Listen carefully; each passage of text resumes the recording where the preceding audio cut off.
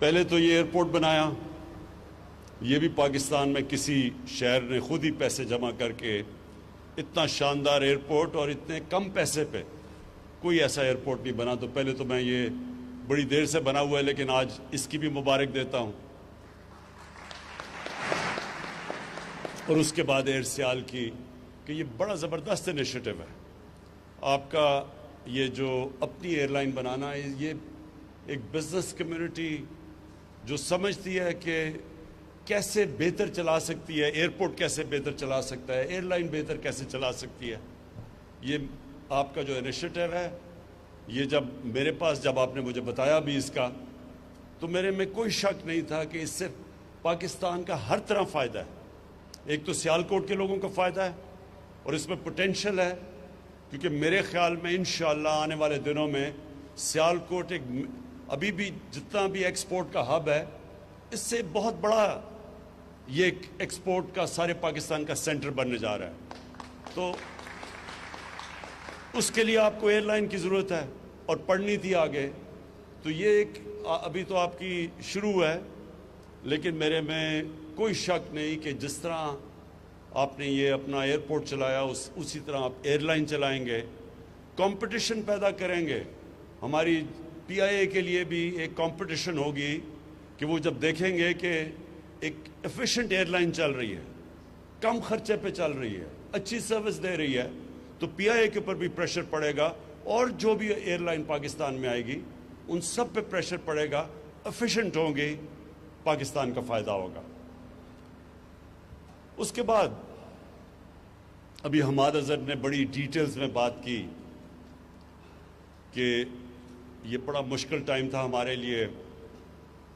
یہ جو کرونا کا جب ساری دنیا میں آپ دیکھ رہے ہیں، ایک وبا جب پھیلی تو ساری دنیا میں ایک بڑا مشکل فیصلہ کرنا تھا کہ آپ جب لاک ڈاؤن کرتے ہیں، اور جو بہترین طریقہ ہے اس وائرس کو روکنے کا وہ لاک ڈاؤن ہے. کیونکہ جب لوگ زیادہ جمع ہوتے ہیں اور جب ماسک نہیں پہنتے، اور جو آپ میں سے ماسک نہیں پہنتے، میں آپ کو بار بار تاکید کرتا ہوں یہ ماسک سب پہنیں. اس کی وجہ ہے، اس کی وجہ یہ ہے کہ اللہ نے ہمارے پہ بڑا کرم کیا.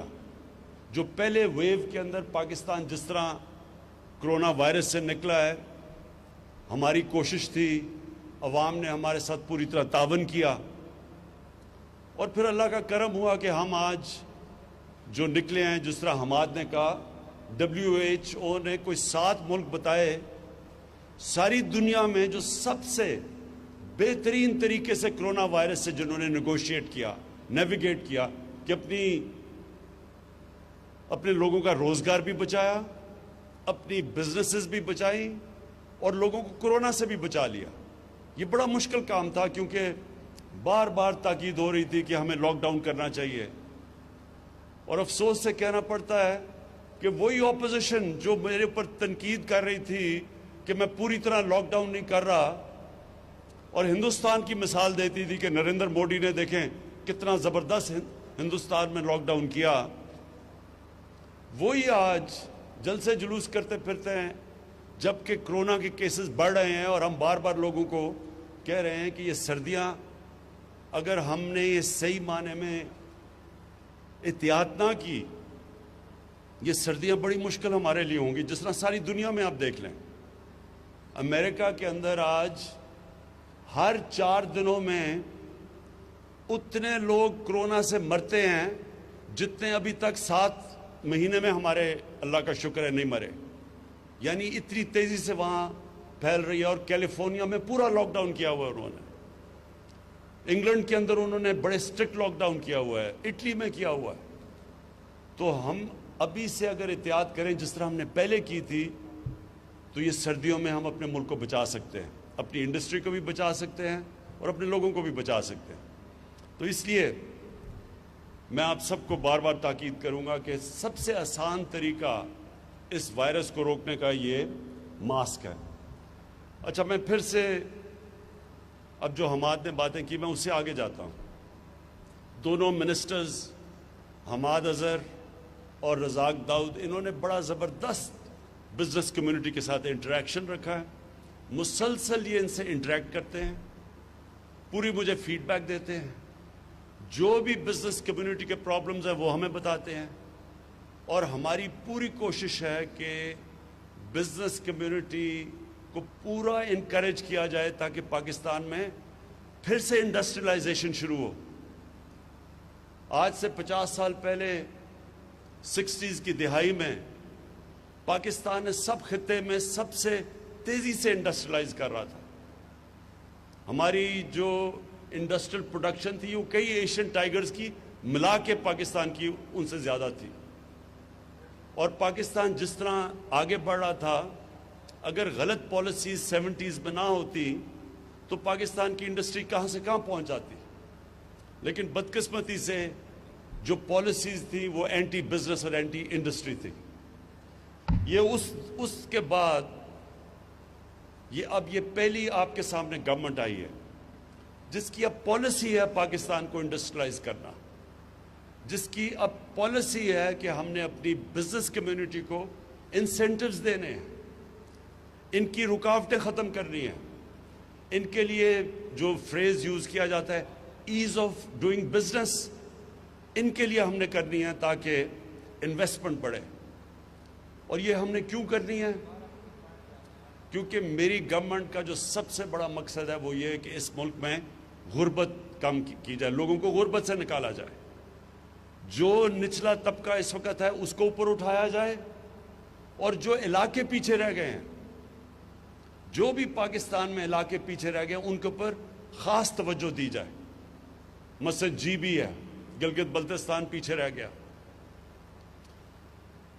ہمارا جو فاٹا ہے، جو مرج ڈسٹرکٹس ہیں، جو پرانا قبائلی علاقہ ہے وہ پیچھے رہ گیا، بلوچستان پیچھے رہ گیا، پنجاب کی جو ڈسٹرکٹس ہیں، جو چیف منسٹر کی ڈسٹرکٹ ہے ڈی جی خان، اور اس میں ان کا جو علاقہ قبائلی علاقہ ڈی جی خان کا، وہ سب سے پیچھے رہ گیا۔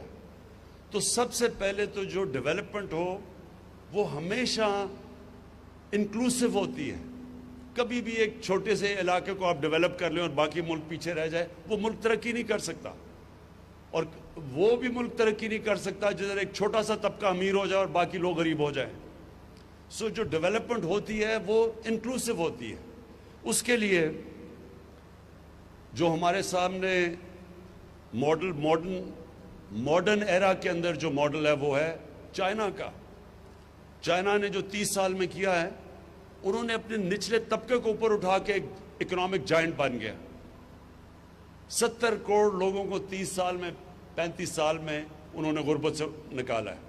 تو کانسنٹریٹ کیا، اب جو علاقے پیچھے رہ گئے ان کو وہ مدد کر رہے ہیں۔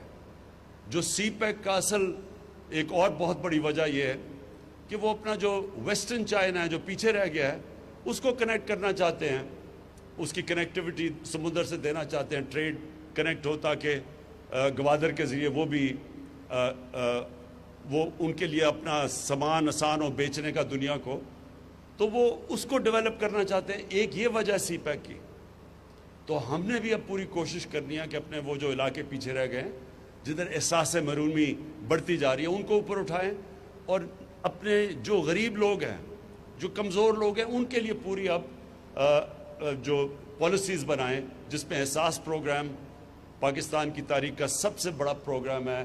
ان حالات کے اندر بھی جب ہم پیسہ خرچ کر رہے ہیں کہ نچلے طبقے کی مدد کریں اوپر آنے کے لیے، لیکن اس سب کے لیے ویلتھ کریشن کی ضرورت ہے۔ جب تک ہماری ملک کی دولت نہیں بڑھے گی، ہم غربت لوگوں کو نہیں نکال سکتے۔ جو چائنا نے بھی یہ کیا، انہوں نے ساتھ ساتھ انڈسٹریلائز کیا، اسپیشل اکنامک زونز ڈیولپ کیے، ایکسپورٹ زونز، باہر سے انہوں نے ساری دنیا سے انویسٹمنٹ اٹریکٹ کی ان زونز کے اندر۔ ادھر انہوں نے پھر پہلے باہر کی کمپنیز یہاں کے انویسٹ کیا، پھر چائنیز کمپنی اوپر آنی شروع ہو گئی۔ تو ان کو انڈسٹریلائزیشن کر کے اور سب سے زیادہ ایمفسس ایکسپورٹس پہ دے کے، آج چائنا میرے نہیں خیال میں جس طرح وہ ترقی کر رہا ہے اس کو دنیا میں کوئی ملک روک سکتا ہے۔ تو پاکستان کے لیے یہی ماڈل ہم اپنانا چاہتے ہیں۔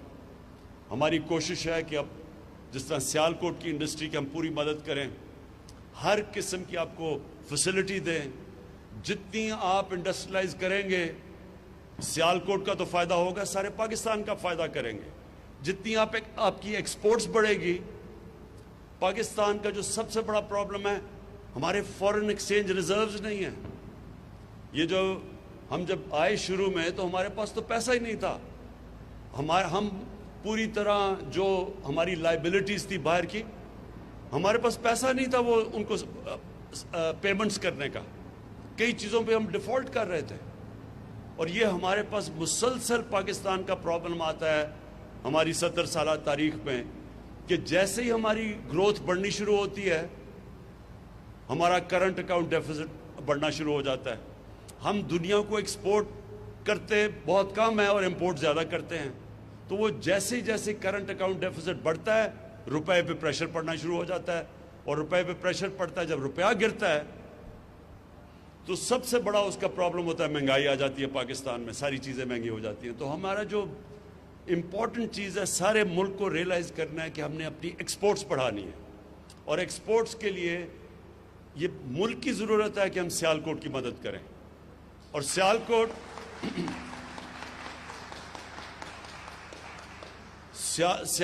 میں اور یہ جو ساری ٹرائنگل ہے، گجرانوالہ، گجرات، وزیر آباد، سیالکوٹ، یہ سارا جو علاقہ ہے یہ ایک تو ایکسپورٹس کے لیے ہمارے لیے سب سے بہترین علاقہ ہے جس کی اگر ہم مدد کریں، یہ اور کراچی اور فیصل آباد، یہ سب سے بہتر ہمارے لیے کہ اگر ہم ان کی مدد کریں گے تو ملک کا فائدہ ہوگا، ایکسپورٹس بڑھیں گی.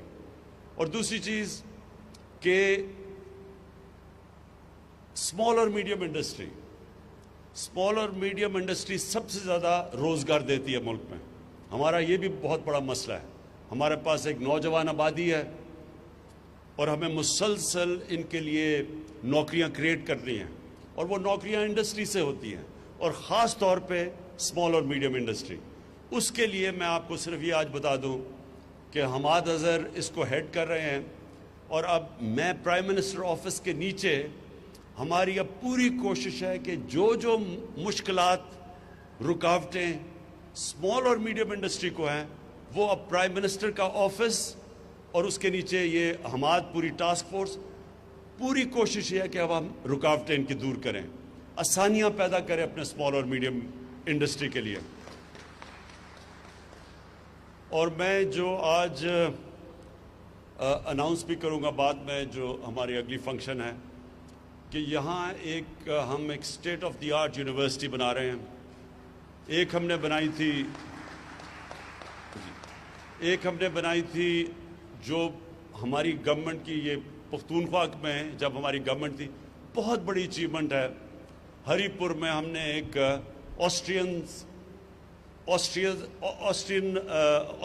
آسٹریا انجینئرنگ میں بہت آگے ہے دنیا سے، جرمنز اور آسٹرینز بہت آگے ہیں. تو آسٹرینز کے ساتھ مل کے ان کی ایک اسپیشل، ان کی بڑی ایلیٹ انجینئرنگ یونیورسٹی ہے فوہوک شولے، وہ ہم نے سیٹ اپ کی ہے ہری پور میں، جو کہ اب شروع ہو گئی ہے. 4 سال لگے ہمیں، وہ اب شروع ہو گئی ہے. اور اس کے اندر اپلائیڈ سائنسز اور انجینئرنگ وہ ایک ایسا سینٹر بنا ہے جو انٹرنیشنل لیول کا، جو ہمیں شدید ضرورت ہے اس ملک میں انجینئرز پروڈیوس کرنے کی، quality I T professionals, artificial intelligence, یہ نئی جو ٹیکنالوجیز آ رہی ہیں. تو ٹیکنالوجی کے اوپر بیس وہ جو ہری پور میں یونیورسٹی ہے، اسی کی طرح کی یونیورسٹی اب ہم ریپلیکیٹ کر رہے ہیں انشاءاللہ یہاں سیالکوٹ کے اندر. اور وہ آپ کی سارا جو یہ انڈسٹریلائزیشن کی مدد کرے گی، یہ کوالٹی انٹرنیشنل سٹینڈرڈ کی اپلائیڈ سائنسز اور انجینئرنگ کی یونیورسٹی اور ٹیکنالوجی کی یونیورسٹی. تو آخر میں صرف آپ کو ایک چیز اشور کرنا چاہتا ہوں. یہ جو میں آپ کے پاس آیا ہوں اور آپ کو کہہ رہا ہوں کہ پوری طرح اپنی انڈسٹری کی ہم مدد کریں گے، اور سیالکوٹ کی وہ بزنس کمیونٹی جس میں وائبرنسی ایسی ہے کہ وہ اپنی سڑکیں بھی بنا لیتے ہیں، اپنے ایئرپورٹ بھی، اب اپنی ایئر لائن بھی بنا لی ہے، ان کی اب ہم آپ کی پوری طرح مدد کریں گے. ہر طرح آپ کی مدد ہوگی. کانسٹنٹلی آپ سے، ابھی میں نے 2 ہفتے کے بعد آپ سے مل رہا ہوں، اس سے پہلے آپ نے حماد کو اور رزاق داؤد کو بتانا ہے کہ کیا کیا آپ کے ایشوز ہیں. وہ ہم آپ کو جو میرے سے میٹنگ ہوگی انشاءاللہ اس میٹنگ میں بیٹھ کے سارے آپ کے ایشوز جو ایف بی آر سے ہیں، جو اسٹیٹ بینک آف پاکستان سے ہیں، جو یوٹیلیٹی کمپنی سے ہیں، وہ سارے انشاءاللہ ایک ہی وقت پہ ہم بیٹھ کے آپ کے سارے ایشوز حل کریں گے۔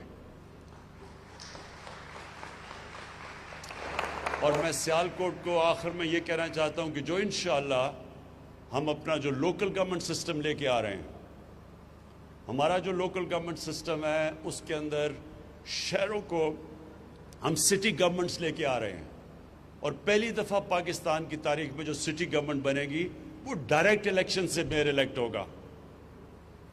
یہ جس طرح کے لنڈن میئر ہوتا ہے، جس طرح کے پیرس میں ہوتا ہے، جس طرح نیو یارک کا میئر ہوتا ہے، اسی طرح ایک ماڈرن میٹروپولیٹن سٹی کا ایک سیٹ اپ لے کے آ رہے ہیں، کیونکہ یہ جو آپ کے مسئلے ہیں میونسپل مسئلے، سڑکیں، گندگی، یہ تب تک نہیں حل ہوں گی جب تک ایک ماڈرن ایک میٹروپولیٹن سٹی کی لوکل گورنمنٹ آپ کی نہیں بنے گی۔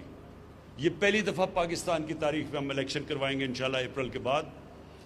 ڈائریکٹلی الیکٹڈ میئر ہوگا، اور وہ میئر وہ لوگ الیکٹ کریں، آپ کے شہر کے وہ لوگ کریں گے جس میں ایڈمنسٹریٹو کیپبلٹیز ہوں گی۔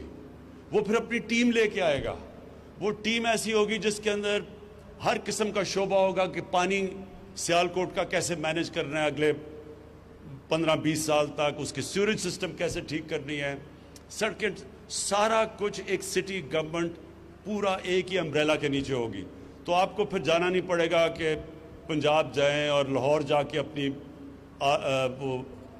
وہ اپنی درخواستیں لے کے جائیں، یہیں بیٹھ کے آپ اپنی خود شہر چلائیں گے۔ تو اگر جو اپنے ایئرپورٹ بنا سکتے ہیں، جو اپنی ایئر لائن بنا سکتے ہیں، سڑکیں ابھی بنا سکتے ہیں، تو اس سسٹم میں آپ کو پوری طرح موقع ملے گا سیالکوٹ کو ایک ماڈرن سٹی بنانے کے لیے۔